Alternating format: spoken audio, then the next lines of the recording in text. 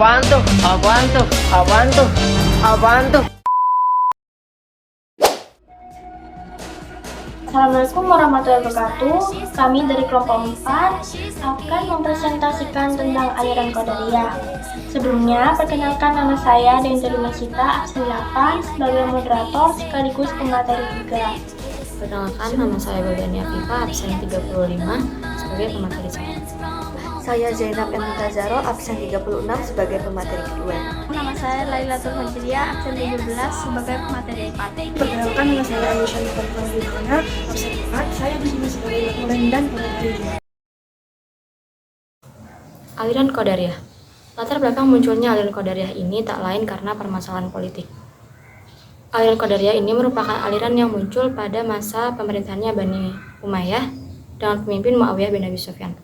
Seperti yang kita ketahui bersama bahwa Muawiyah bin Abi Sufyan ini sangat tidak suka kepada Sayyidina Ali bin Abi Thalib, sehingga beliau ini selalu berusaha untuk melemahkan ajaran-ajaran yang telah diajarkan oleh Sayyidina bin Abi Thalib sebelumnya.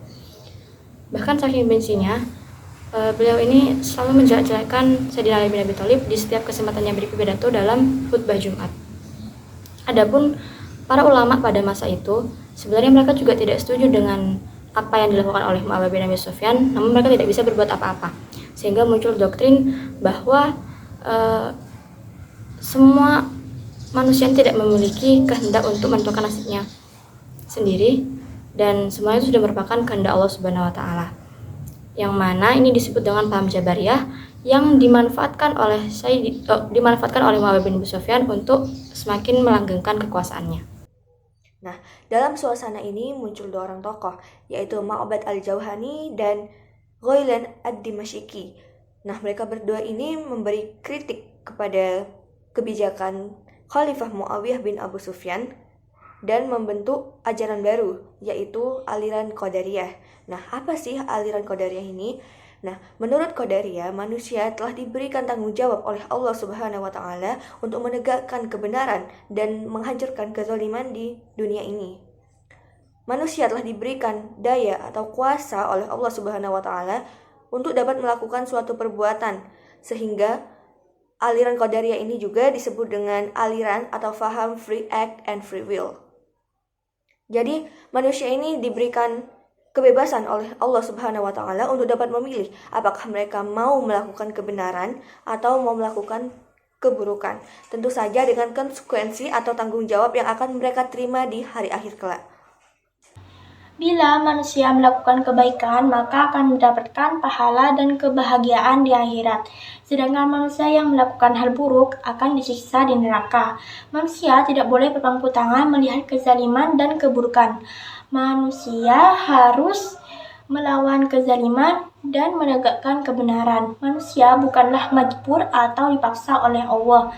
Doktrin ajaran Ma'bad dan Ghailan mengajarkan bahwa manusia itu memiliki kudrah untuk mewujudkan suatu perbuatan yang dinamakan dengan paham Qadariyah. Pada masa pemerintahan Hisham bin Abdul Malik, Ghailan al-Dimashqi terus menyebarkan paham Qadariyah dengan melontarkan kritik terhadap Bani Umayyah, sehingga sering keluar masuk penjara dan akhirnya menjalani hukuman mati. Sebelum dijatuhi hukuman mati, diadakan perdebatan antara Ghailan dengan Al-Auzai yang membahas tentang otoritas manusia menciptakan perbuatan. Bagi Ghailan, kemampuan berbuat yang diberikan oleh Tuhan kemudian menjadi milik manusia sendiri untuk digunakan melakukan berbagai perbuatan. Kalau mereka melakukan perbuatan baik sesuai petunjuk Al-Quran dan Al-Sunnah, maka mereka akan memperoleh kebahagiaan, dan sebaliknya. Kalau mereka gunakan untuk melakukan perbuatan buruk, maka mereka harus mempertanggungjawabkan semua perbuatan itu. Inilah kemudian yang disebut dengan konsep keadilan Tuhan. Allah Subhanahu wa taala berfirman, "Faman syaa'a falyu'min wa man syaa'a falyakfur." Yang artinya barang siapa menghendaki atau untuk menjadi orang beriman, maka berimanlah, dan barang siapa menghendaki atau menjadi orang kafir, maka kafirlah. Jika ada yang ingin ditanyakan, chat di WA Group. Sebelumnya, mohon maaf bila ada salah kata. Izinkan saya menutup presentasi hari ini. Terima kasih. Wassalamualaikum warahmatullahi wabarakatuh.